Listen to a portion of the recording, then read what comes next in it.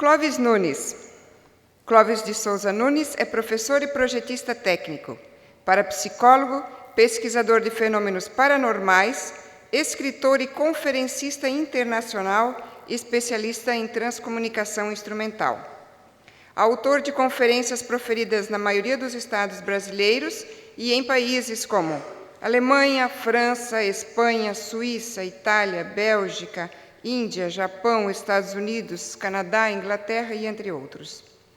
Concedeu mais de 1.200 entrevistas sobre paranormalidade e assuntos relacionados com a evolução do homem e sobre a paz, em jornais, revistas e rádios do Brasil e do exterior. Autor de livros como Transcomunicação e Construindo a Paz, idealizador e coordenador da ONG Move Paz, Movimento Internacional pela Paz e Não Violência. Autor do projeto Paz pela Paz, que contém muitas ações práticas em favor da paz.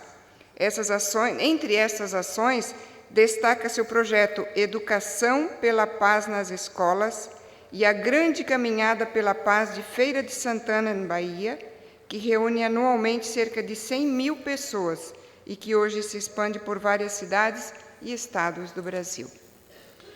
Antes ainda, mais um agradecimento especial ao Centro de Estudos Espírita Caminho da Luz de Florianópolis, aqui nesse evento, registrando e retransmitindo ao vivo para a FEB TV da Federação Espírita Brasileira. Muito obrigado, então, à equipe da SECAL. E com vocês, Clóvis Nunes.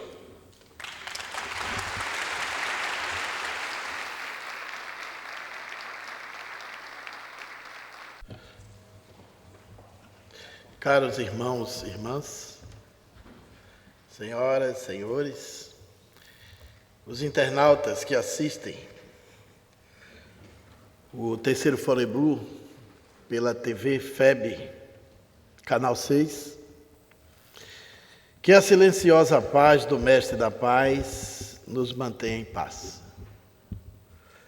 Quando falamos essa palavra paz, uma palavra muito pequena, de apenas 3 letras, mas que tem um alcance infinito,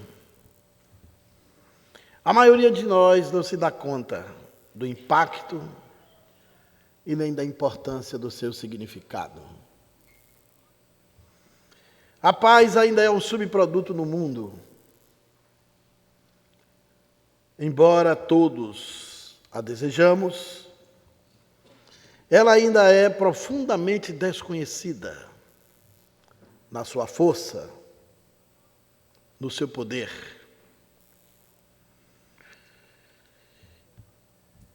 Embora devemos reconhecer o esforço de numerosos pacifistas que deixaram expressivo legado para a construção da paz do mundo, muitos deles, os que não motivaram os troncos religiosos mais importantes do planeta, a grande maioria não conseguiu deixar discípulos. De Gandhi a Francisco de Assis, de Chico Mendes a Teresa de Calcutá, de Satya Sai Baba a Desmond Tutu, de Chico Xavier a Martin Luther King Jr., de Albert Schweitzer e Steve Biko, de Jesus a Buda, de Krishna a Lao Tse, do Dalai Lama a Albert Einstein. Todos eles foram arautos, construtores da força da paz no mundo. Deixaram uma rútila passagem, produziram impactos sociais nos meios onde viveram,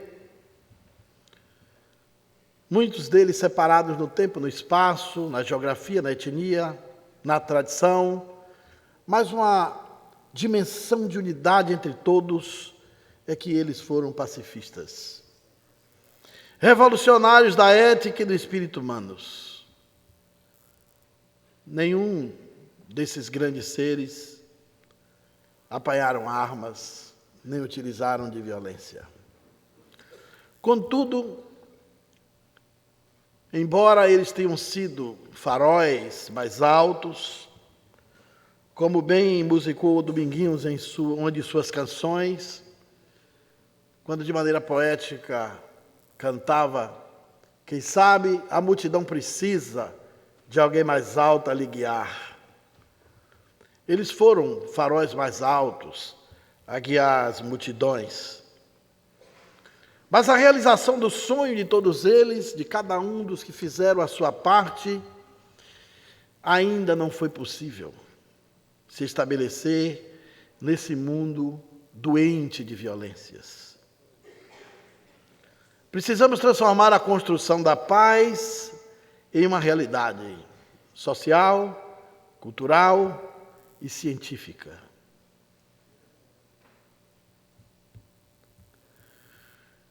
Na verdade, a história da vida humana nesse planeta dista de nós 200 mil anos.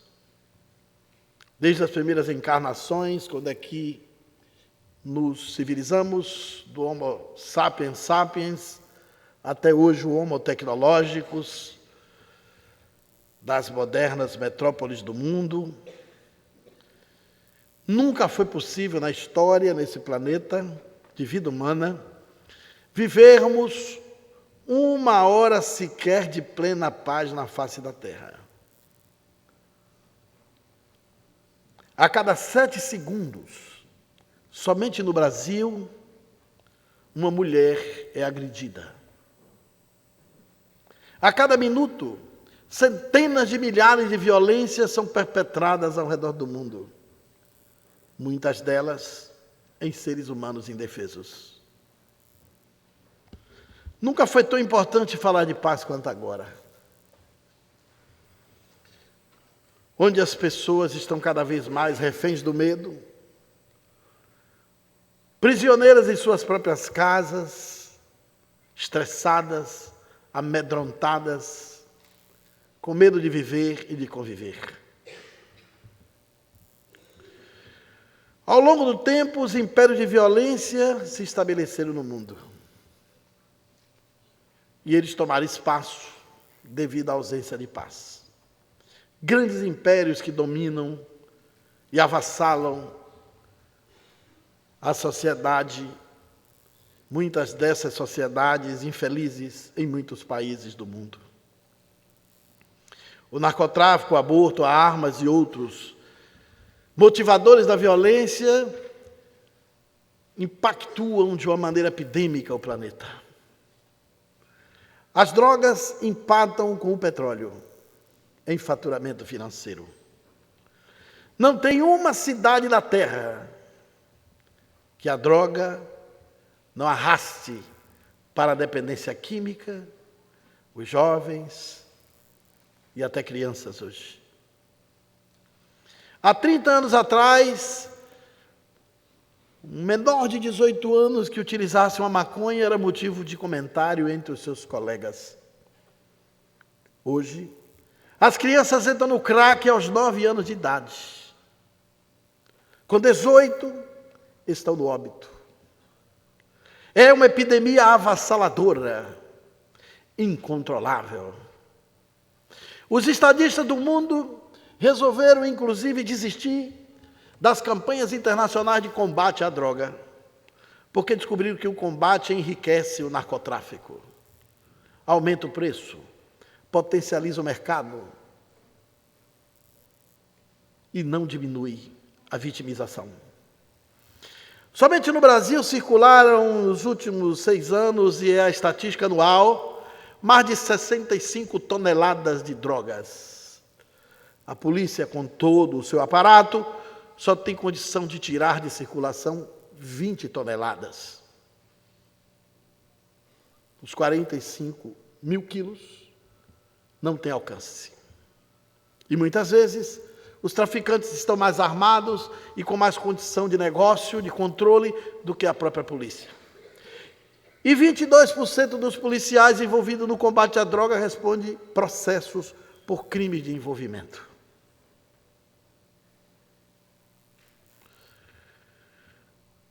O combate é tardio, sintomatológico e não resolve a violência, em nenhuma instância.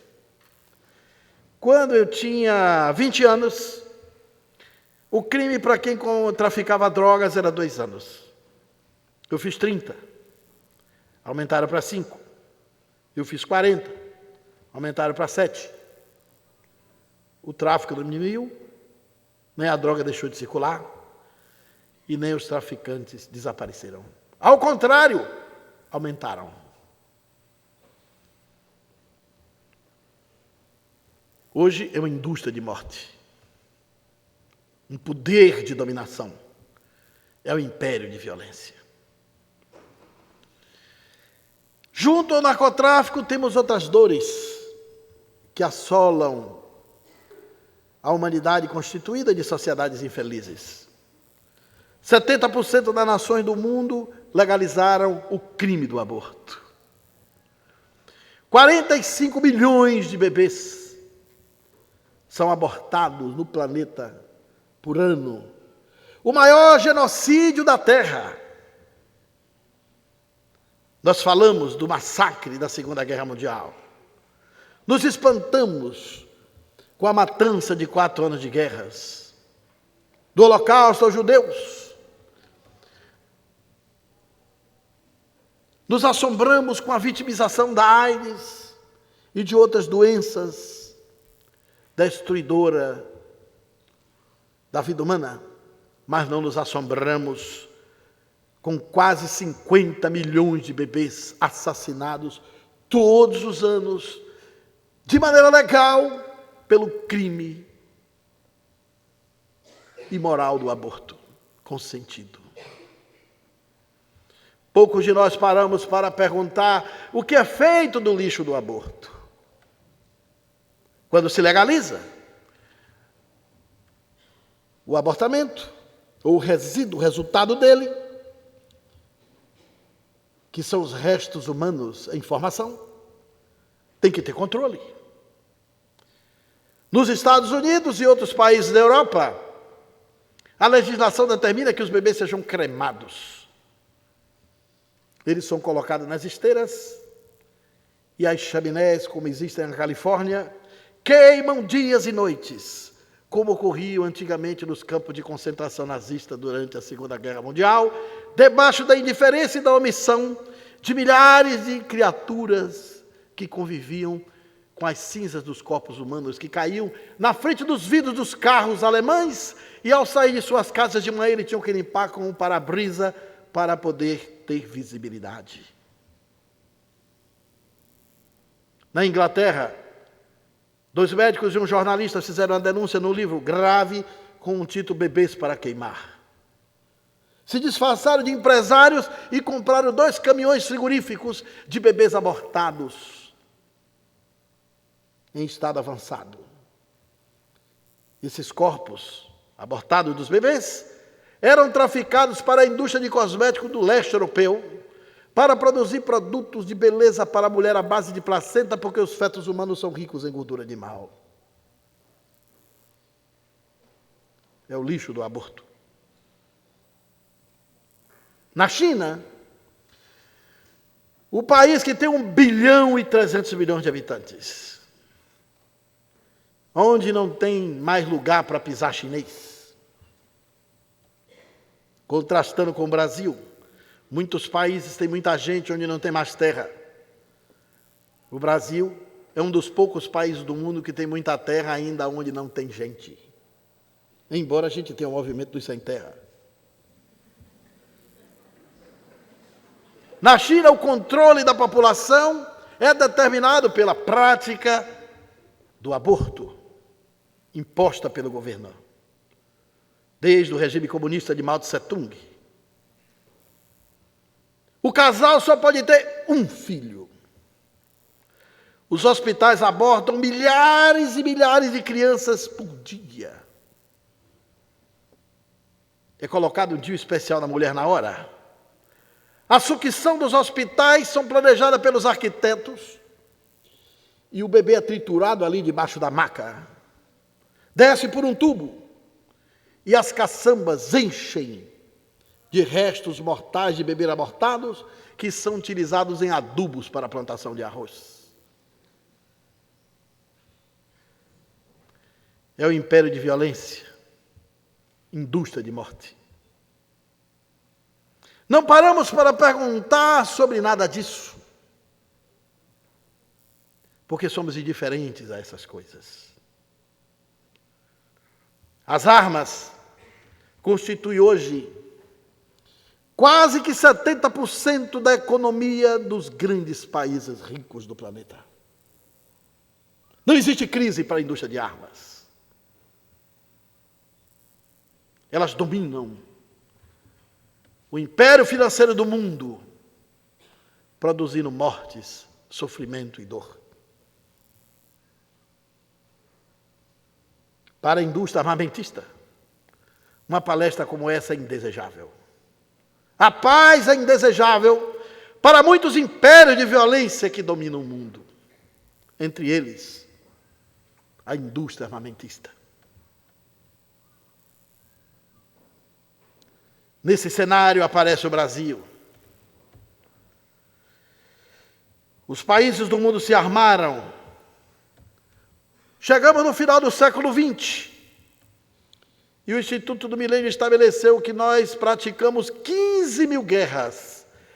Tomaram como base o período em que a glândula da consciência se instalou no cérebro humano, 30 mil anos atrás. De lá para cá, 15 mil guerras perpetradas entre todos os povos. O século XX foi o século do progresso, da tecnologia, do avanço, o século da exploração do espaço, o século da física, dos transplantes, da nanociência.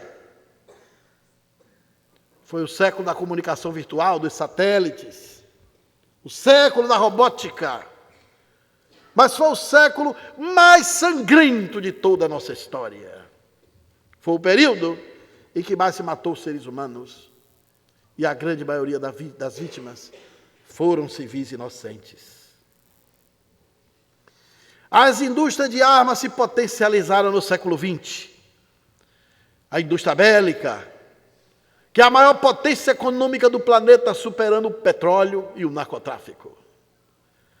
Ogivas nucleares, armas químicas e biológicas, com arsenagem de destruição em massa poderoso, se acumulam, se estocam e se gastam em guerrilhas e em disputas sanguinárias que se espalham pelo chão do planeta.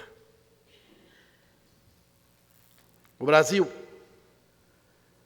é o terceiro e quarto, variando de mês a mês, maior fabricante de armas pequenas, ligeiras e pesadas do mundo. E os brasileiros não sabem disso. Existe o império das armas e um Brasil escondido. O Brasil é o maior fabricante da América Latina, terceiro, quarto do planeta. Somos fabricantes e campeões de pistolas e revólveres. Armas pequenas e ligeiras, que são as armas que carregam no corpo. Mas o Brasil fabrica bombas incendiárias, o Brasil fabrica tanque de guerra, veículos transportadores de guerra, aviões de guerra. O Brasil fabrica míssil, metralhadora, submetralhadora, granadas, fuzil. Recentemente, o BNDES liberou 50 milhões de reais para o desenvolvimento tecnológico de um fuzil de alta resolução de mira à distância laser. Só a tecnologia dessa arma custou 50 milhões.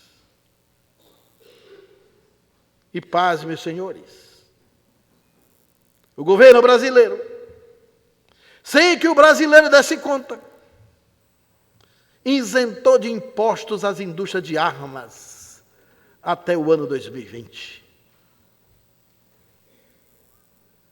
Fez por elas o que nem o próprio regime militar, que foi o principal responsável pela implantação das indústrias de armas do Brasil, fez. Sem a menor necessidade. Porque a indústria de arma brasileira vai muito bem, obrigado. O Brasil exporta arma para mais de 44 países, exporta arma para guerrilhas sanguinárias, para regimes totalitários, ditaduras de esquerda, conflitos armados, e exporta para terroristas, sem controle. O Brasil fabrica uma bomba proibidíssima, renegada por todos os países do mundo. A bomba cluster, ou a bomba de fragmentação. Essa bomba famigerada é soltada no ar por um avião. Lá em cima, ela se fragmenta em 140 mil explosivos. Quando cai no solo, ocupa uma área de 3 estádios de futebol. 70% explode na hora. 30% tem um temporizador. Só vai explodir daqui a 20, 30 anos. Matando crianças, população rural, mulheres, gente que vive no campo e que nem sabe por quê. Está recebendo estardalhaço de uma explosão, mutilando suas vidas e levando à morte. Essa bomba fere a política internacional dos direitos humanos de todos os países. Em 2002, a ONU fez um acordo com os países fabricantes de armas. Todos eles, quase todos, assinaram o tratado para não fabricar mais a bomba cluster. Somente 3 países se negaram, entre eles o Brasil. O Brasil fabrica, estoca e vende a bomba cluster. Debaixo da indiferença e da omissão do conhecimento de milhares e milhares de brasileiros. Quem diz que o Brasil é cordial está iludido. O Brasil é um país violento que exporta violências. O Brasil não tem nada de cordial. É um país agressor. E um país que tem uma guerra civil não declarada no seu seio. O impacto das armas pequenas e ligeiras faz com que o mundo pague um preço muito alto pela ausência de paz.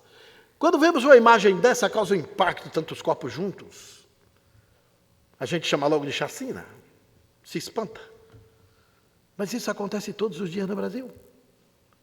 Isso é o tamanho, reduzido às vezes, do volume de mortos de um final de semana em São Paulo, em Fortaleza, na Bahia. No ano 2002, a ONU nos deu um título que nos envergonha.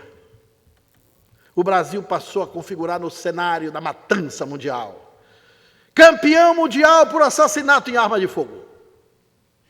Naquela época, 51.143 pessoas foram assassinadas por revólveres e pistolas, por garrunchas, armas pequenas e leves. O número espantou.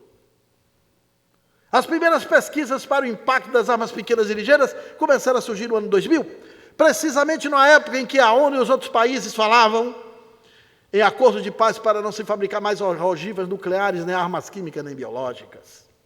Para que não tivéssemos mais uma matança em holocausto, como foi durante as explosões das bombas de Hiroshima e Nagasaki, no Japão. 80 mil pessoas morreram in situ na explosão. 200 mil pela radioatividade que ceifou a vida de crianças, mulheres, idosos e gente inocente. Quando se preocupava com isso, vejam a importância da pesquisa. Saíram os primeiros números, 860 mil assassinatos com revólveres e pistolas, e ninguém sabia, estava na invisibilidade. Era o estrago das armas pequenas e leves, ou pequenas e ligeiras. E o Brasil apareceu com um número de 50.143 assassinatos. De lá para cá ninguém bateu o Brasil. O Brasil mata mais que a China, com seu 1 bilhão e 300 milhões de habitantes. Mata mais que a Índia, com 1 bilhão e 200 mil habitantes. Mata mais que os Estados Unidos, que é um país mais armado que nós. Ninguém no planeta mata mais que o Brasil. E para entendermos o que é 50 mil mortos por ano, O mapa da violência o ano passado anunciou. Foram 54 mil, aumentamos mais um pouco. 54 mil e uma fração. A guerra do Vietnã levou 15 anos para matar 50 mil pessoas. O Brasil, em tempos de paz, mata em um ano.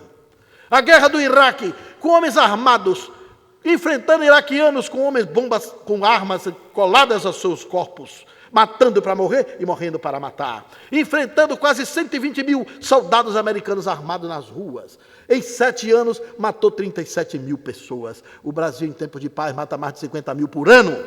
Era mais seguro sairmos daqui de Blumenau, vestir a farda do exército americano e defender os Estados Unidos nos campos de guerra do Iraque do que andar nas ruas do Brasil em tempos de paz. Tem mais chance de morrer aqui do que lá.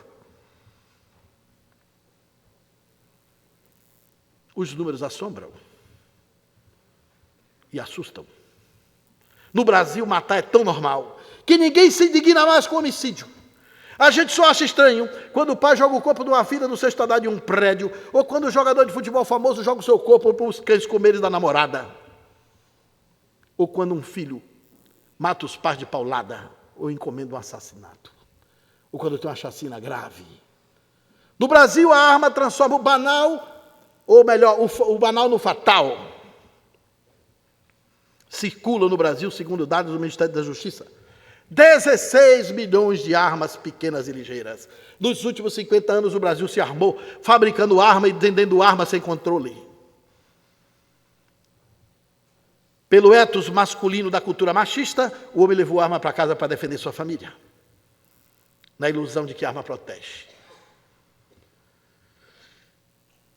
16 milhões de armas. 2 milhões de armas estão nas mãos de todas as polícias e das empresas de segurança privada. 14 milhões estão onde? Na casa dos brasileiros e na mão dos bandidos. Uma discussão de rua, uma briga de bar, uma discussão entre marido e mulher, que poderia terminar talvez num curativo, num posto de saúde próximo, termina no velório porque a arma está perto. Está na gaveta, está na cintura, está no porta-joia do carro, porta-luva do carro, ou na prateleira do armário. A ONU e a Organização Mundial de Saúde estabelecem o número de mortes para cidades violentas, o número tolerável, 6 homicídios para cada 100 mil pessoas. Acima de 10, estabelece a Organização Mundial de Saúde, é considerado epidemiológico. O Brasil mata 29 por 100 mil habitantes. O Nordeste brasileiro, 72 por 100 mil habitantes. Muitas vezes mais acima do epidemiológico e do tolerável. A ONU não consegue entender por que o Brasil não faz nada para debelar isso. Não tem ninguém discutindo esse problema. Não tem política pública para evitar as mortes. O que existe nas secretarias de segurança pública de todos os estados é política de combate ao crime para perseguir o bandido. As políticas estão erradas. O combate à violência não resolve a violência. Nós que trabalhamos pela paz nunca acreditamos em combate à violência. Nem eu, nem nenhum pacifista. Porque o combate é retardado, literalmente retardado. Quando ele chega, a violência está instalada, já fez o seu estrago. O combate só apanha a violência na porta de saída. Trabalha no mundo do efeito, não atua no mundo da causa. E o combate à violência não atua na nascente da violência. Desde que eu sou pequeno que eu ouço falar em combate à violência. Não resolve. Precisamos de uma nova percepção. Fritjof Capra, um grande físico do século XX, escritor extraordinário, no livro Tal da Física, no seu prefácio, ele diz que a crise do mundo não é de miséria, não é de fome, não é política. A crise do mundo é a crise de percepção. A percepção é a falta de capacidade de enxergar a realidade como ela verdadeiramente é. E existe uma crise de percepção frente aos fenômenos da violência no mundo, principalmente no Brasil. Há um outro número que as forças de segurança não gostam que eu fale. é as tentativas do homicídio. Porque o Brasil mata 50 mil pessoas, 54 mil por ano, e tem as tentativas, que é uma média de 2,5 por cada homicídio executado. E se você juntar os números dos feridos à bala e os que morreram, porque a tentativa é aquele tiro que pegou e você não morreu, não era o seu dia. O seu dia estava por perto. Deve ter empurrado a mão do atirador, a bala dele estava vencida, porque a munição só vale um ano. E o Brasil está cheio de munição vencida. Em casa a gente dá até sorte por isso. O atirador era incompetente, não mirou direito. Uma série de fatores. Mas você recebeu o tiro e foi para o hospital. Mas a intenção de quem atirou foi de matar. Se você apanhar os feridos e os mortos, 2,5 para cada 50 mil, o número do Brasil chega quase a 200 mil feridos e mortos à bala. O governo brasileiro gastou, segundo o IPEA, 43 bilhões em vítimas de violência de arma no país no ano passado. É muito dinheiro. E não é falta de perseguição a bandido, porque o Brasil tem hoje a quarta, quinta população carcerária do planeta. E estamos hoje com mais de 700 mil homens presos no território nacional. Então, uma população pequena. E o ministro do Supremo anunciou que, além disso, nós temos 614 mil mandados de prisões expedidas e a justiça não tem como prender porque não tem onde botar. Os presídios estão superlotados.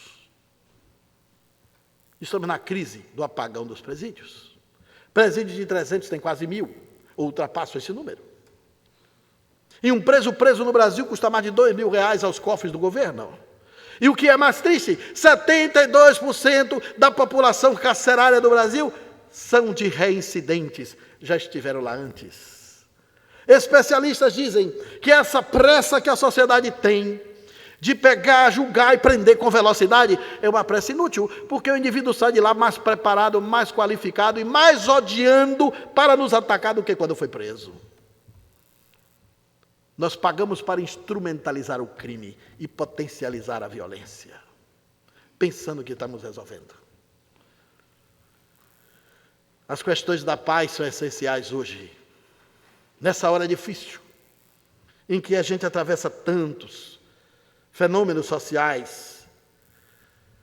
Não nos percebemos quando os números são apresentados. A Unesco declara que em 2014 nós tínhamos ainda 65 focos de guerras ativos no chão do planeta. Além do estrago das armas pequenas e ligeiras, que mata quase 1 milhão de pessoas por ano. 65 focos de guerra sem chance de terminar nos próximos 3 ou 4 anos. Esses focos de guerra consomem por ano um gasto financeiro de armas que dá em cerca de 35 bilhões de dólares.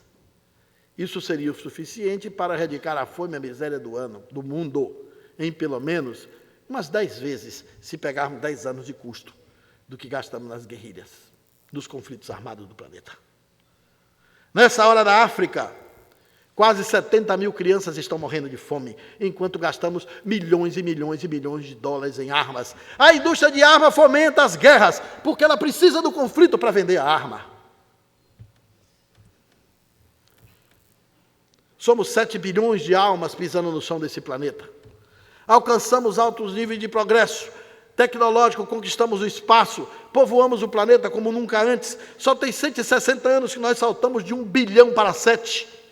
Em 1850, quando Allan Kardec se preparava para apresentar ao mundo o Espiritismo, a Terra povoou pela primeira vez 1 bilhão de almas juntas. No tempo de Jesus Cristo, por exemplo, a população da Terra era de 230 milhões de habitantes em todo o planeta. Os Estados Unidos hoje têm muito mais gente do que o tempo de Jesus Cristo. 1 bilhão de gente se juntou em 1850. Em 1960, nós fomos a 2,5 bilhões. Em 2015, nós somos 7 bilhões de almas mal educadas, espíritos atrasados junto, deu o que deu no planeta, esse problema geral e coletivo. Devastamos a Terra toda. Desses 7 bilhões, pensem, 2 bilhões e 600 milhões, segundo a ONU e a Unesco, vivem abaixo da linha da pobreza. Não são de pobres, porque o pobre está dentro da classe alta, média e baixa, que é o pobre. Aqui são os desclassificados. Eles estão abaixo da linha da pobreza. São 2,6 bilhões de almas em condições de miséria, sem dignidade, para estar aqui reencarnando nesse mundo. 15 milhões morrem de fome todos os anos. E 500 milhões estão subnutridos. A gente tem que parar e perguntar, que cenário é esse? É o retrato porque é determinado pelos espíritos que a Terra é um planeta de provas e expiações. E não temos que justificar isso com um equívoco da interpretação doutrinária espírita que foi dos meus tempos de juventude espírita, que se dizia que a miséria do mundo era resultado dos maus ricos do passado que reencarnava para purgar na pobreza o mau uso da riqueza que fizeram. Eu vi muito isso. Mas isso é uma hipótese esdrúxula do movimento espírita de senso comum. Não é uma opinião, nem um fundamento do espiritismo, nem é a apresentação da ideologia dos espíritos. Porque a classe dos ricos sempre foi minoritária. A grande massa dos povos da terra sempre foram subservientes, camponeses e pobres. De onde veio tanto rico miserável para reencarnar tanto pobre desgraçado? A lógica matemática não ampara essa ideia. Não faz sentido algum. É a mesma coisa de dizer que o favelado de hoje, o negro que nasce pobre na favela, foi o ex-dono de engenho do passado. Onde é que veio tanto dono de engenho, meu Deus, para tanta favela? Pode ser que até tenha um ou dois lá lutando pelo direito do negro a quem ele escravizou e expoliou, mas não quer dizer que todos sejam. Allan Kardec, preocupado com essa questão, perguntou aos espíritos, quando a Terra só tinha 1 bilhão de almas juntas, se essa questão da ausência da paz social e outras tinham a ver com as leis de Deus. E nós vamos ver no livro dos Espíritos o que os Espíritos lhe respondem. Esse cenário de miséria em massa, de morte em massa, de dificuldade em massa, reflete a ausência da paz social como espelho do organismo social da Terra, que mostra a dificuldade das sociedades infelizes que aqui habitam. Somos, nesses 7 bilhões de almas juntas, um complexo de problemas que se apresentam como nunca tinha antes. Aumentou tudo, porque aumentou o volume, em todos os sentidos. Mas esse volume de gente fez com que nós destruíssemos as florestas, secamos os rios e os lagos, extinguimos espécies animais e vegetais, abrimos a camada de ozônio e estamos jogando 6 bilhões de toneladas de gases, de dióxido de carbono e outros gases que levam cerca de 70 anos para se dissipar na atmosfera. Esse é o resultado de 7 bilhões de almas juntas no impacto do planeta. Da atmosfera ao subsolo, 7 bilhões de espíritos no corpo precisa de tudo dela para sobreviver, existir, evoluir. Isso faz a visibilidade da ausência da paz ambiental. Só resta um pedacinho da Amazônia. E assim mesmo todo dia tem queimada lá dentro. Os oceanos estão poluídos. O ano passado, em redor do mundo, morreram 220 mil pessoas de água contaminada pelos resíduos tóxicos do bueiro e do subsolo das indústrias, que despejam nos rios. Mas primeiro a cabeça poluída do homem é que polui a atmosfera, porque a cabeça poluída vê o lucro na frente da realização. Maltratamos a terra. Somos os filhos da terra, mas tratamos a terra como um mau filho que rejeita a mãe e agride a mãe. Nos comportamos na terra como um mau agricultor, que tira a laranja batendo no pé da laranjeira. Não temos ainda a nossa identidade terrena reconhecida, porque somos espíritos ainda atrasados, com os sentimentos baixos de paixões, cheios de instintos, sem razão, sem percepção, sem espiritualidade. Embora estejamos aqui no terceiro Fore Blue, o encontro da Universidade de Calcutá, com mais de 60 países, determina que somente 2% dessa humanidade busca espiritualidade. Só 2%. 98% perambula atrás de coisa nenhuma. Além da paz ambiental, a ausência da paz ambiental, da paz social, nós temos a ascensão da violência, a expansão do crime organizado, desequilíbrios emocionais, depressão e suicídio. A depressão é a doença mais cara do século XXI. O ano passado, mais de 800 mil pessoas se suicidaram e 2.200.000 tentaram e não conseguiram.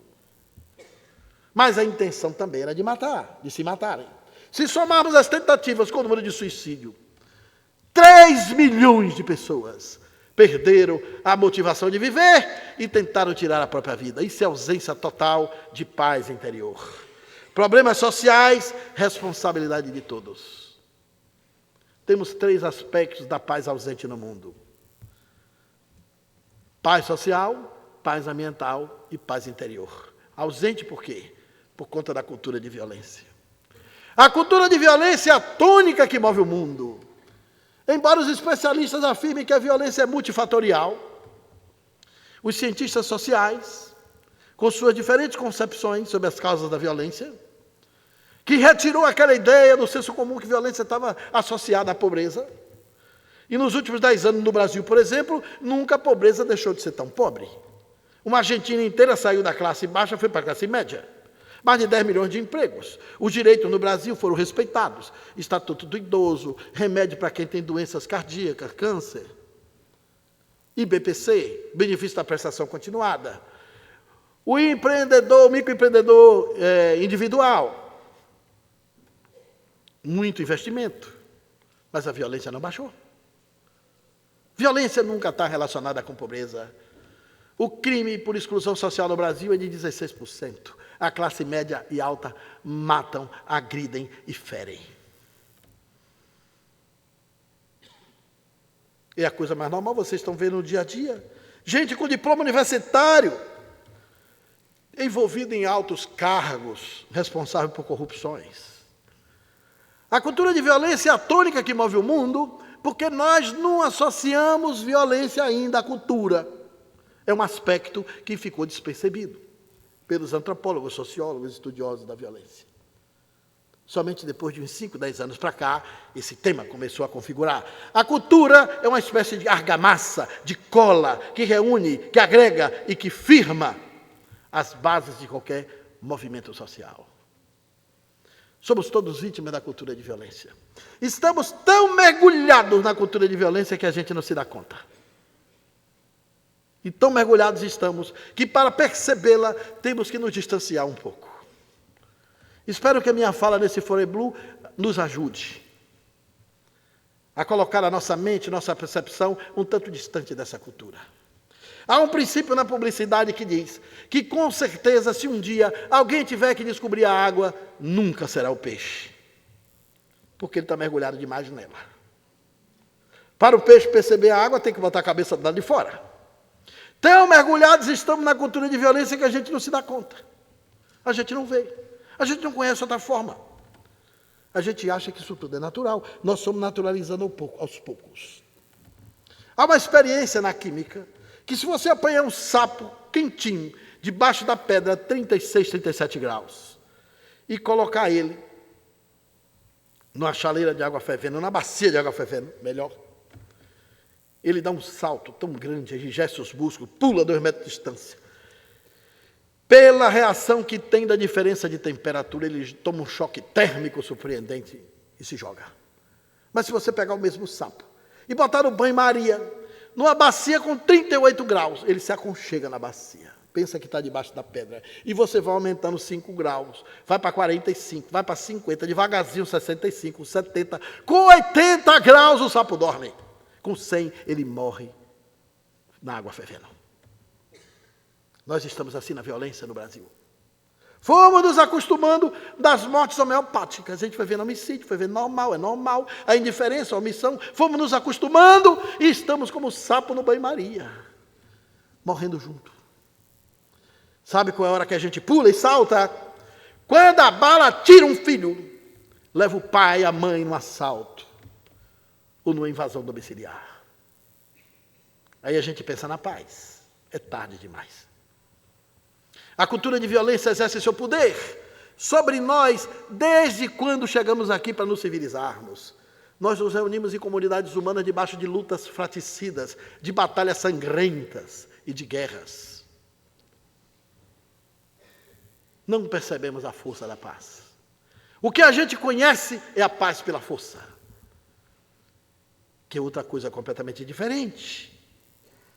A cultura de violência está, de uma maneira sutil, ocupando espaço em todas as linguagens do planeta. Ela está no cinema, ela está na educação, ela está na música, ela está na literatura, ela está nos veículos de comunicação de massa, nas mídias, ela está no telejornalismo, ela está na linguagem cotidiana. Ela é tão sutil que a gente não percebe. Para vocês terem uma ideia como ela é oculta, quando o bebê chega nesse mundo, que o pai e a mãe vai botar para dormir, as primeiras vindas do recém-reencarnado, já prestaram atenção à letra das músicas? Você bota o menino e canta logo assim: nana neném, que a cuca vem pegar. Papai foi para a roça, mamãe não vai voltar. Você já deixa o menino órfão de pai e de mãe. A psicologia moderna diz que um bebê até 2 anos pensa que ele e a mãe é uma coisa só. Tal identidade de identificação que a criança tem. Quando você diz que a mamãe não vai voltar, você quer que o menino durma. E já põe amedrontamento nele. Ou então canta assim, bem racista: boi da cara preta, pega esse menino que tem medo de careta. A gente canta isso suavemente. Como é que a gente acha que uma criança vê um boi da cara preta? Quando nós somos adultos e queremos retratar o Satanás, botamos um chifre na cabeça de uma figura. E quando a gente pega assim, diz o menino para o boi pegar, você está com a indução do amedrontamento. E tem outras mais animadas, é para botar o menino para sorrir. Samba Lelê está doente, está com a cabeça quebrada. Samba Lelê precisava de uma boa palmada. O pobre do Samba Lelê está doente, sangrando, cabeça quebrada, você ainda vai dar pancada no Samba Lelê. Tem umas que o amor não vale a pena. O anel que tu me deste era a vida e se quebrou. O amor que tu me tinha foi tão pouco que acabou. O cravo brigou com a rosa, debaixo de uma sacada. O cravo saiu ferido e a rosa despedaçada. O cravo vai para casa, a rosa saiu. É uma tortura, um desmaio onde se põe a chorar. E a gente canta isso no romântico e melódico aceno de que está fazendo uma grande canção para o bebê ouvir. Tem uma bem pessimista, que diz assim: hoje é domingo, pede cachimbo, cachimbo é de ouro que bate no touro, o touro é valente que bate na gente, a gente é fraco, cai no buraco, o buraco é fundo, acabou-se o mundo. É um horror. Não escapa uma. Marcha soldado, cabeça de papel. Se não marchar direito, fica preso no quartel. O quartel pegou fogo, é um desespero. A canoa virou, tornou virar, por causa de Maria, que não sabe nadar. Se eu fosse um peixinho no fundo do mar, Maria morre afogada e mata toda a tripulação. Não sobra nada. Eu estava fazendo uma palestra dessa para 3.000 soldados da Polícia Militar numa aula magna.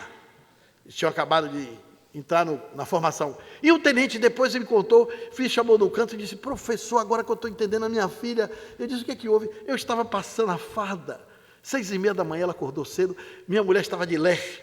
E eu aí cantando o brado que a gente aprende no quartel. Nunca prestei atenção a esse brado. Eu cantando assim: quando eu morrer, quero uma falva e uma escopeta para entrar dentro do inferno, dando um tiro no capeta. E o capeta gritar desesperado: socorro, ai meu Deus, tirar daqui esse soldado. Aí ele me disse que a filha disse assim: papai, por que o senhor não larga essa polícia? Ele disse: por que, minha filha, papai vai largar a polícia? Papai, nem o capeta que é o senhor do inferno. As crianças ainda não estão contaminadas. Tem a pureza quando escutam essas coisas. E a gente não vê como é grave fazer esse tipo de argumentação melódica para dar as boas-vindas para o recém-reencarnado. A gente está crente que está abafando. Esse é o panorama da cultura de violência. Nós nos distraímos nos jogos. Quando éramos no passado, muita gente aqui da minha geração vendo a TV preta e branca. Ficamos horas a fio na televisão vendo o Jerry dando pancada em Tom. E a gente sorrindo. Pica-pau, mau caráter. Papalégua batendo e apanhando. Aí isso evoluiu para os videogames. E hoje as crianças ficam contando no jogo eletrônico quantas mortes executam para finalizar. É tiro, é bomba, é kickbox.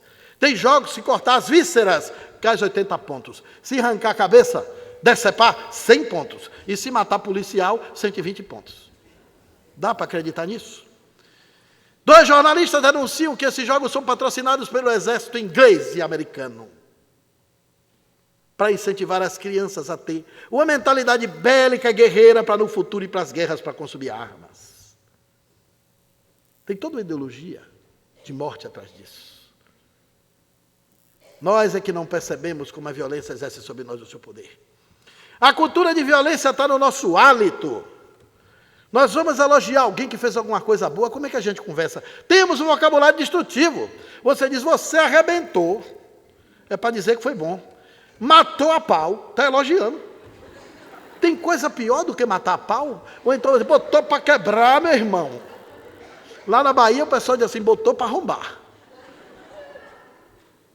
Eu fui falar lá no Rio Grande do Sul, uma senhora disse assim, Clóvis, eu soube que você está falando horrores. Eu disse, não, fui falar de espiritismo. Não é porque horrores é falando bem. Você encontra uma pessoa na rua, pergunta como é que vai, diz, estou na guerra lascada. Ou então diz, estou na batalha, estou na luta. Estou matando 1 leão por dia. E para dizer que é inteligente, matei 2 coelhos de uma cajadada só. Por que o pobre do coelho tem que morrer com a cajadada? Nós não percebemos como isso é cotidiano. Você vai inaugurar uma obra filantrópica. Você tem que dar o pontapé inicial. Tem que ser um chute. Ou então tem aquela máxima, está tudo pronto, pode mandar bala. Essa é para iniciar.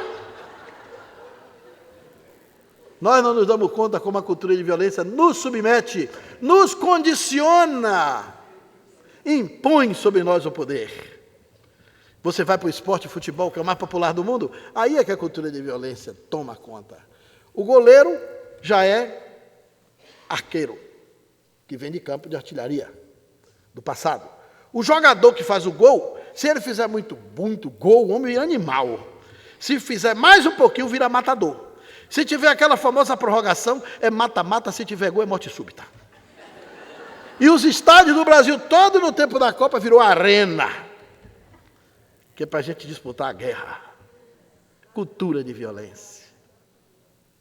A gente não percebe isso. Somos dominados, a cultura de violência é a tônica que move o mundo. A ausência de paz social, paz ambiental e paz interior é determinada pela presença da cultura de violência em todos os segmentos. Mas Allan Kardec perguntou sobre as desigualdades sociais na questão 806 do Livro dos Espíritos. A desigualdade das condições sociais é uma lei natural? Resposta dos Espíritos, não. É obra do homem e não de Deus. Isso significa que aquele equívoco de achar que nós estamos pagando karma com a miséria social do mundo, meus irmãos, nós estamos adquirindo karma. Quando permitimos que a miséria social se mantenha. Não é pagamento, é dívida. Karma coletivo, principalmente pela indiferença e a omissão de muitos. A cultura de violência inoculou em nossas almas 2 doenças que degeneram a nossa psique. Indiferença e omissão. Embora não sejam catalogadas pela medicina alopata e nem pela medicina alternativa. Cultura e omissão adoece os espíritos. Atoleima as pessoas. Obnubila a nossa capacidade de agir. E parasita as nossas atitudes. A miséria social do mundo é fruto do egoísmo humano.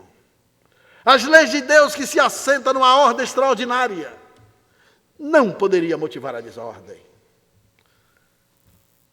Pergunta 542 do Livro dos Espíritos.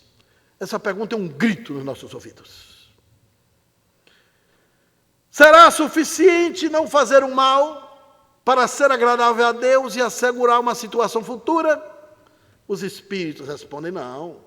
É preciso fazer o bem no limite das próprias forças, pois cada um responderá por todo o mal que tiver ocorrido por causa do bem que deixou de fazer.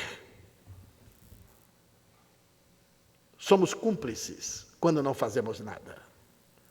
Somos coniventes quando ficamos parados, deixando tudo acontecer.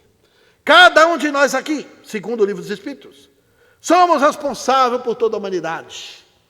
Somos responsáveis pela expansão da violência, das degradações do gênero humano, dos horrores do medo, da fome e da miséria social do mundo. Quando não nos mobilizamos, quando não nos juntamos para fazer alguma coisa para melhorar o mundo. Quando silenciamos, quando achamos que está tudo certo e ficamos esperando que Deus resolva, somos omissos e indiferentes. E aí o Livro dos Espíritos também, na sua genialidade das consciências sem corpos, com suas mentes mais alargadas, responde a 932, quando Allan Kardec pergunta: por que nesse mundo os maus exercem geralmente maior influência sobre os bons? A resposta dos Espíritos: pela fraqueza dos bons, os maus são intrigantes e audaciosos, os bons são tímidos, estes, quando quiserem, assumirão a preponderância.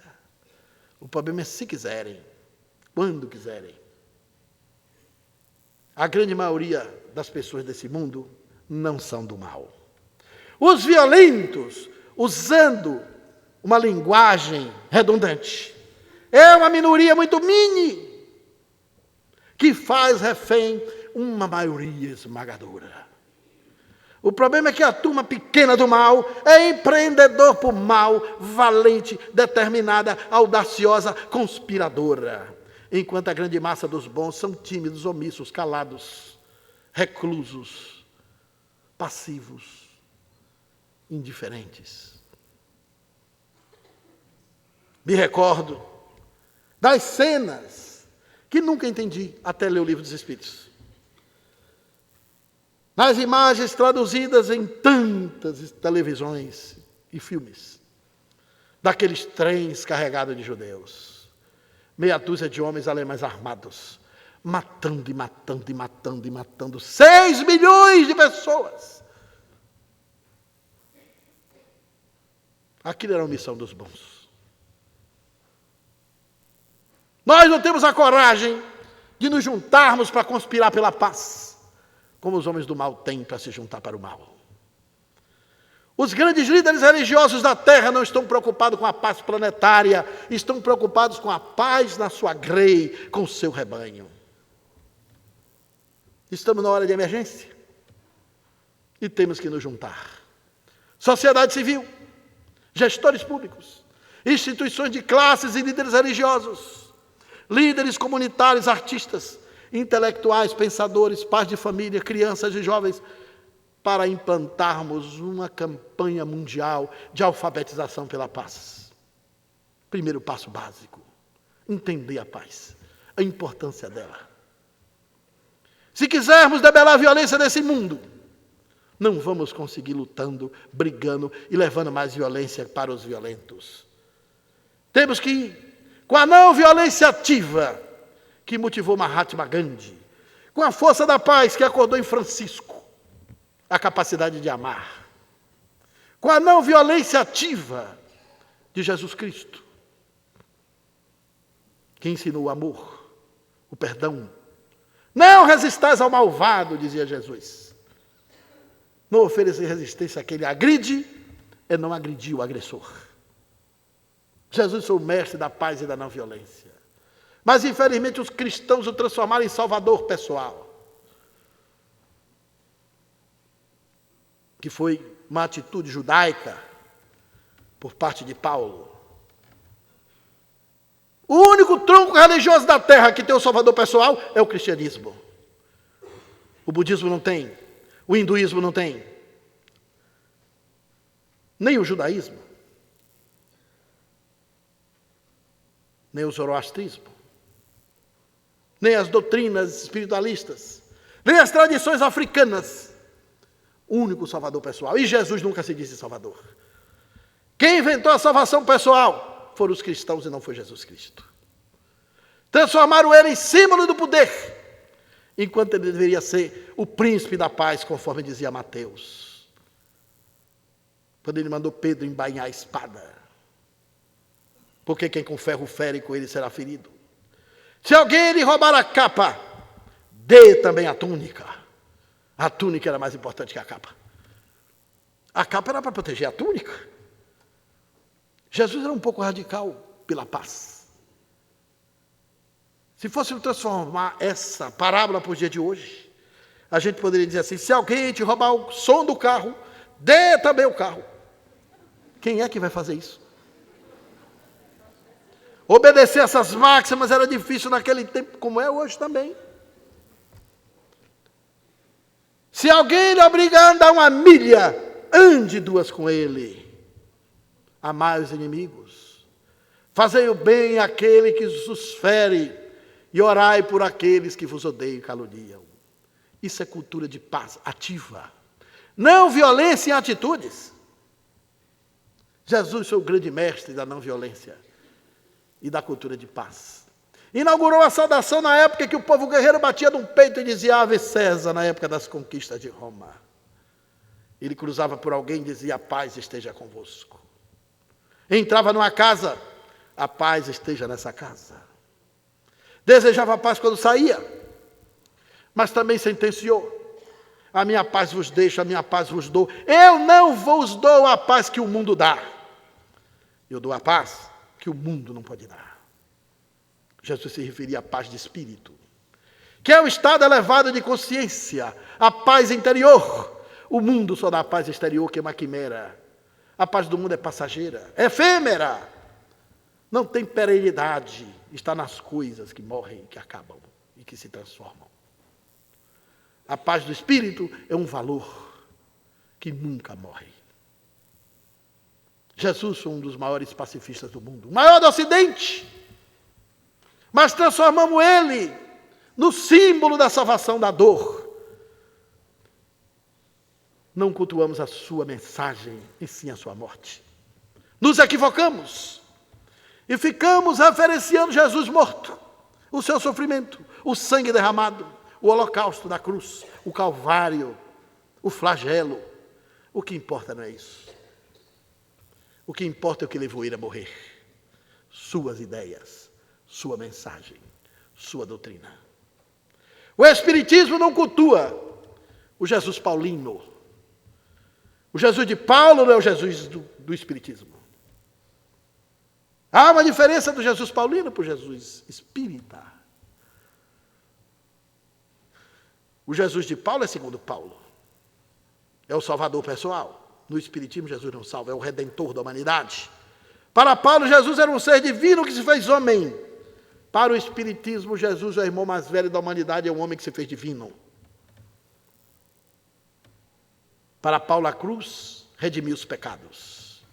Para o Espiritismo, a mensagem que levou à cruz tira a ideia de pecado. Por isso que Allan Kardec, quando produziu o Evangelho segundo o Espiritismo, que é um lábaro de paz interior para o mundo conflitado, ele começa nas primeiras páginas dizendo que pode dividir o Evangelho em 5 partes. 4 não tinha mais chance de fazer nada, porque já estava interpolada, deteriorada, adulterada e transformada. Só uma parte estava salva. Que nem os incréus se atreviam a tocá-la, os ensinamentos morais. Allan Kardec foi no Sermão da Montanha de Jesus Cristo e pediu às consciências sem corpos, às inteligências sem cérebros, que reinterpretasse aquelas máximas. 80% do Evangelho segundo o Espiritismo é o Sermão da Montanha. É essa ideia de Jesus ressuscitada no mundo contemporâneo. Por isso as pessoas lêem, se encantam, não sabem por quê. A concepção espírita é superior à concepção dos evangelhos. Porque o Espiritismo explica os evangelhos, mas os evangelhos não explicam o Espiritismo. É preciso ter essa lucidez. Nessa hora conturbada do mundo, porque o Evangelho não é o livro e nem nunca foi. Não é as citações de Mateus, de Marcos, de Lucas, nem de João. Porque todos aqueles escritos vieram depois. Quando Jesus, dentre eles, ressurrecto em espírito, voltando, materializado em seu corpo espiritual no 3º dia, e conviveu 40 dias depois da maior sessão mediúnica que fez, foi o dia de Pentecostes, onde os discípulos desenvolveram a mediunidade. Porque o critério de Jesus para escolher quem lhe seguia não era a classe social, não era a importância familiar, nem era o nível cultural de cada um. Jesus escolheu médiuns. E no Pentecostes, quando eles tiveram a mediunidade desenvolvida, que as línguas de fogo pairaram sobre eles, que os relatos históricos dizem que mais de 300 pessoas que estavam em torno também se tocaram. Eles se encorajaram, os tímidos ficaram corajosos, os tíbios tiveram valentia. Como uma semana depois estavam pregando e todos morreram, com uma valentia que nunca tiveram desde a hora que ele morreu na cruz. Ali, naqueles 40 dias, Jesus disse: ide e pregai o evangelho a todas as criaturas. Era a sua mensagem de paz para o mundo. Porque quando ele determinou que o evangelho fosse levado às criaturas, não tinha nenhum livro escrito. O primeiro evangelho de Marcos nos anos 50, o de Mateus nos anos 60, 70, segundo um, segundo outros. O de Lucas depois. O de João, ele estava octogenário na ilha de Patmos. Mas que evangelho era esse que o livro não existia? Evangelium, que vem do hebraico, quer dizer a boa nova, a boa notícia, o conhecimento novo, a mensagem de paz para o mundo. Isso é o evangelho. Jesus, o pacifista, não é reconhecido nesse mundo. Dera a ele altar, trono e templo de ouro. Enquanto ele nasceu na manjedoura dos simples. Jesus não mandou fazer igreja, não mandou fazer templo, nem mandou escrever evangelho sobre ele. Isso tudo foram os homens que criaram. A sua mensagem, sobretudo, era de paz. A mensagem de paz que encantou Francisco de Assis na prisão. Francisco voltou das cruzadas, depois que pegou a espada para matar, foi preso. Pouca gente sabe da vida de Francisco de Assis. Francisco de Assis vem do laicato, ele era leigo, não era católico. Não tinha nada a ver com a igreja, ao contrário, foi perseguido por ela. Foi preso e durante 1 ano na prisão conviveu com um padre subversivo que lhe falou de Jesus, o pacifista. Francisco se encantou por esse Jesus, não pelo Jesus paulino. Saiu da prisão tocado de espiritualidade e se transformou na espiritualidade da paz. 600 anos atrás de nós, 800 anos, melhor dizendo. E até hoje sua mensagem tem vigor e ternura para o mundo. Essa mesma força de paz que acordou Teresa de Calcutá, também perseguida pela igreja, que acordou outros pacifistas incríveis, que acordou dentro dos bons a determinação e a coragem que fala o Livro dos Espíritos. Quando eu estava pesquisando paz, quando começamos um movimento de estudo sobre isso há uns 20 anos atrás, eu fui entrevistar um preso no Rio de Janeiro. Era um preso que já tinha feito 5 fugas. Saía de maneira inteligente e voltava. Saía com a quadrilha e voltava sozinho. E eu perguntei a ele, como é que você faz para convencer tantas pessoas? Você sai daqui com 15 dias, você já está num grande sequestro, num grande assalto, nas mídias. Ele disse, seu Clóvis, vocês do bem são muito devagar. Vocês têm o negócio de marcar reunião para fazer reunião. A gente marca um encontro. Com meia hora de papo, a gente já forma a quadrilha. E com 1 hora de organização, a gente parte para o assalto. Vocês, depois da reunião, marcam outra, aí depois elege a diretoria, depois tem a eleição, depois tem a posse, faz o contrato, registra no cartório, e depois reúne e descobre que não deu certo e desmancha tudo. Eu tive que dar razão a ele. Nós somos os burocratas do bem. Se você quiser empreender um movimento pela paz, vai ter gente que vai dizer, tome cuidado, não vai não, isso é difícil, não vai ser possível. Os pessimistas de plantão se ajeitam. Nesse mundo, quem quiser realizar alguma coisa, pejorativamente é chamado de sonhador. Todos os pacifistas foram chamados de sonhadores. E a gente chama de sonhador de maneira pejorativa, para desclassificar a pessoa. A gente dizer, fulano é sonhador. Quis o destino que eu viajasse cedo. Fui a mais de 25 países. E gosto de ver praças e monumentos. Nunca vi uma estátua erguida para um realista. Porque tem gente que diz assim, eu tenho o pé no chão, sou realista. Ora, se você tiver seu pé no chão, você nem anda. Para andar, você tem que ter um pé no chão e outro no ar. Os monumentos do mundo estão erguidos para os sonhadores e os visionários. A humanidade não deve nada aos realistas, deve tudo aos sonhadores. Para esse mundo ter paz, nós temos que sonhar. A cultura de violência é mutiladora dos sonhos. A cultura de paz vivifica os sonhadores. Para termos homens bons nesse mundo, para a gente conspirar pela paz, para superarmos os maus, temos que sonhar com o bem. E a última pergunta do Livro dos Espíritos, 1019. O reino do bem poderá um dia realizar-se na terra? Olha que resposta extraordinária. O bem reinará sobre a terra quando entre os espíritos que a vêm habitar, os bons superarem os maus. A gente já supera em volume, mas não supera em atitude. Porque a maioria dos bons são omissos, tímidos, calados. É na omissão dos bons que os maus prosperam. Como era lúcido Allan Kardec com essa passagem. É na nossa omissão dos homens de bem que a violência se estabelece no mundo. Criamos um movimento pela paz e na violência para sairmos dessa omissão. 1991, iniciamos as primeiras reuniões. 1992, começamos as atividades. Pagamos um preço enorme. No começo, todo mundo tinha medo. Parecia um movimento estudante. Só tinha 4, 3 tinham dúvida. Um ficou até com a certeza abalada, que fui eu. Mas depois, viajando, entrando em contato com tantos líderes espirituais e pacifistas, e lendo o livro dos Espíritos, daquela questão que diz que a gente não basta deixar de fazer o mal, porque o bem que a gente não fez, a gente vai responder, eu fiquei um pouco preocupado. E tentando fazer alguma coisa para organizar a paz, criamos esse movimento. Hoje nos expandimos, estamos em 27 cidades do Brasil. Somos incompreendidos às vezes quando chegamos, porque é natural. A paz e a energia parada no mundo, todo mundo quer tudo muito organizado e muito pronto. Nós somos um movimento em organização. Alguns querem que a gente vire empresa. O nosso movimento é voluntário. Criamos esse movimento inspirado nas ideias franciscanas e nos líderes da paz do mundo. E não pretendemos, segundo os nossos estatutos e regimentos, não comercializar a paz. Temos um site que vocês podem entrar, chamado movepazbrasil.org. Você pode se juntar. Ser um construtor da paz no mundo. Se você é um homem de bem, você pode ser um construtor da paz. Cada um de nós aqui nessa sala é um construtor da paz no mundo. A única paz possível nesse planeta é a paz construída. Essa ideia que a gente tem, vamos encontrar a paz, é uma ideia errada. A paz nunca será encontrada porque ela não é entidade, ela não é um ser que lhe espera para ser apresentado. A paz não é um precipitado, usando a linguagem da química, não é elemento isolado no mundo. A paz tem que estar sendo construída junto do seu oposto.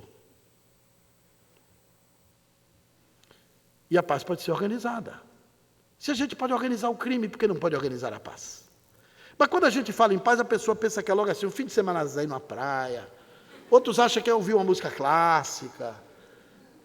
Outros acham que paz é coisa para ONU, organismos internacionais, é para quem está em conflito. Outros acham que paz é ausência de guerra e violência. Outros acham que paz é aquela pombinha com ramo no bico, que se empobreceu na percepção escolar. Paz é algo muito complexo, que exige o conhecimento de várias áreas do saber para ser bem compreendida. E aí, com esse movimento, a gente tem juntado pessoas. Hoje nos espalhamos em 27 cidades de 11 estados. Temos 21 ações em favor da paz.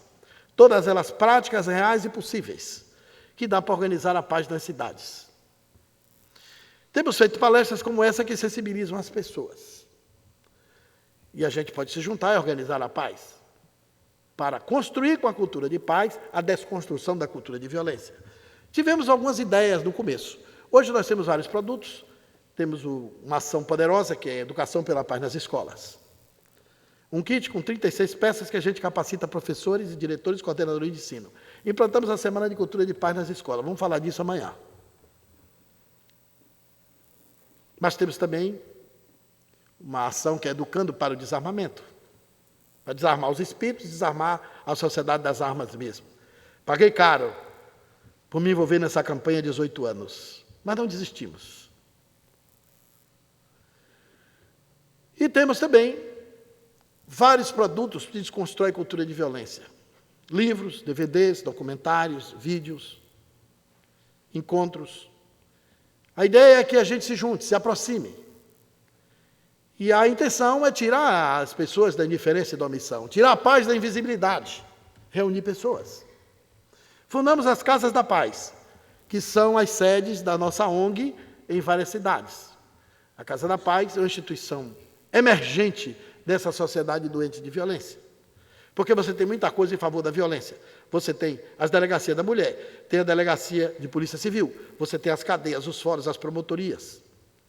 Tem toda uma estrutura de conselho tutelar ao combate ao crime, as polícias, as forças de segurança, tudo para combater a violência, mas não tem nada para construir paz.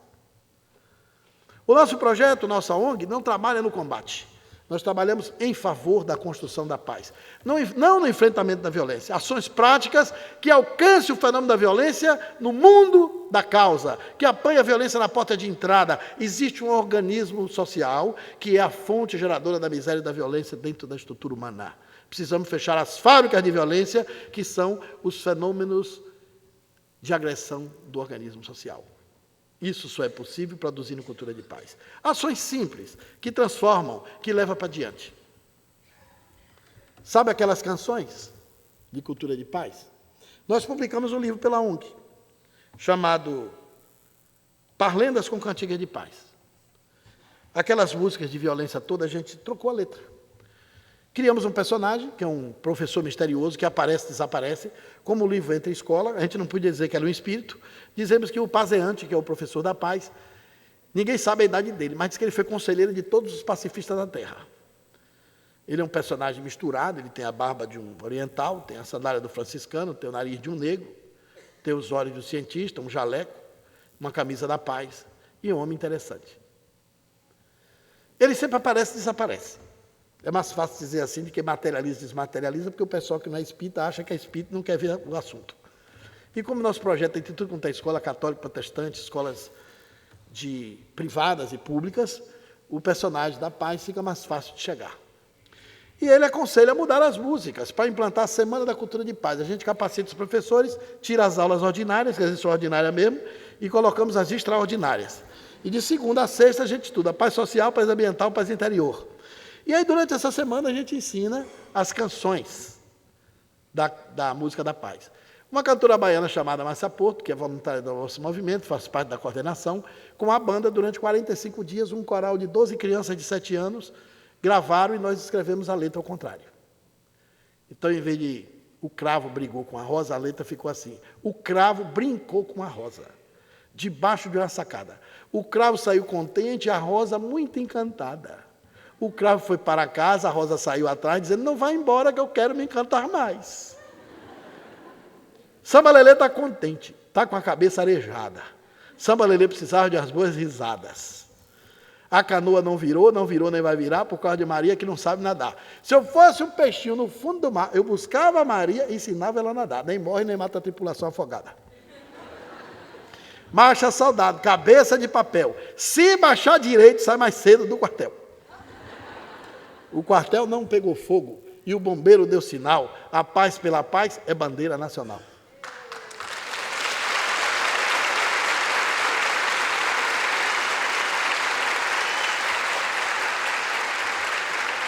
Dá para trocar a cultura de violência por cultura de paz.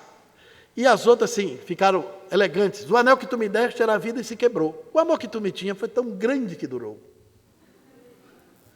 Ficou simples. E a do boi da cara preta, para não ter racismo, ficou assim: boi da cara preta e branca. Não berra para o menino, que ele ainda é uma criança. Monge bem mansinho, nem nesse menino que ele é tão bonitinho. São 15 canções. As 15 canções, lá na minha cidade, muitas cidades têm Move Paz, as igrejas estão usando nas aulas de evangelização. Você desconstrói a cultura de violência. As crianças que serão os futuros pais não vão cantar mais para os seus filhos e nem para os seus netos, dando maus-vindas com cultura de violência aos espíritos recém-chegados. É uma forma de você mudar o imaginário e ir se libertando da cultura de violência. O livro também orienta nós mudarmos o nosso vocabulário e trocar os termos agressivos pelos termos corretos. Então, um bom livro para você dar de presente a seu neto, seu futuro filho, seus amigos. Está chegando o dia da criança, quem quiser dar presente. Ele é esse livro da capa amarela, que está aqui em cima, e acompanha o CD, que está no final, disponível na livraria. Esses produtos todos, a renda para manter o Move Paz, os direitos autorais são cedidos, e tenho também da nossa autoria Educação pela Paz, que tem um pouco dessa palestra e mais coisas para lhe ajudar a ficar mais incomodado. Olha o que diz Albert Einstein: a humanidade não se sente ameaçada somente por quem faz a maldade. a humanidade também se sente ameaçada por todos aqueles que permitem que a maldade se faça. São os omissos e os indiferentes. Einstein foi o pacifista da ciência. Martin Luther King Jr., num momento de grandeza, disse: o que me assusta não é o grito dos violentos, é o silêncio dos bons. Isso é que assusta. Morreu crivado de balas por defender os direitos civis e a igualdade dos negros como os brancos. Paramahansa Yogananda, num tom de espirituosidade, disse: enquanto o bem está de férias, o mal faz horas extras. Bem que a gente podia fazer umas horas extrazinhas pela paz, mas a gente está sempre cansado. Felizes os que promovem a paz, porque serão chamados filhos de Deus. O avante, os que promovem a paz, na tradução mais correta que o nosso companheiro Celestino apresenta em suas obras. É a única passagem no Sermão da Montanha que Jesus coloca, junto da virtude, o virtuoso como filho de Deus. Por que ele fez isso? Em nenhum outro momento ele fala isso. Porque na hora que você ajuda a implantar paz no mundo, você está melhorando a obra do Pai. Aí você assume o papel de filho. Melhorar o mundo é continuar a obra de Deus. Todos nós somos uma potência de paz viva. Essa potência de paz está adormecida dentro da gente. A gente pode dar radiação nela, irradiar para o mundo. Não precisamos dar ibope à violência. A gente pega a violência e traz para dentro de casa, passa nas locadoras, não basta tudo que já existe, e pega aquele filme duro de matar. 1, 2, 3, Nova York sitiada, Exterminador do Futuro. Bota os filhos na sala e vai assistir. Por que a gente não pode assistir filmes de pacifistas, filmes edificantes, educação da hora de folga, discutir cultura de paz com os filhos, com a família? Porque no final das contas, quando chegar a nossa hora, chegarmos lá no além, vai ser entre nós e Deus, conforme diz Teresa de Calcutá. Então, construir a paz do mundo é você estar dentro desse escopo de ser reconhecido como filho de Deus. Dando Cordel começou com um mantra. Eu queria que a gente tirasse da melodia a letra. Eu vou encerrar a minha fala pedindo que vocês falem comigo, mas tem que ser tão alto que até o mentor escute. Nós vamos falar essas 3 frases bem fortes. Vamos levantar para o pulmão ficar cheio, para despertar a potência de paz adormecida dentro de nós. Nós vamos dizer assim com vontade. Se ficar fraco, nós vamos repetir, porque vai parecer ensaio. Mas eu espero que a gente diga com vontade para essa palestra ter valido a pena. A frase, Nando já disse, é: eu sou a paz, você é a paz, nós somos a paz do mundo. Eu vou contar de 1 até 3. 1, 2, 3. Eu sou a paz. Você é a paz, nós somos a paz do mundo. Está muito fraco. Não ficou do tamanho certo. Vamos botar vida no nosso grito, na nossa voz, na nossa força. 1, 2, 3. Eu sou a paz.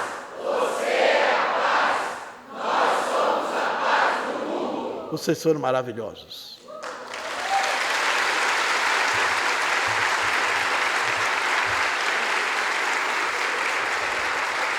Muito obrigado a todos.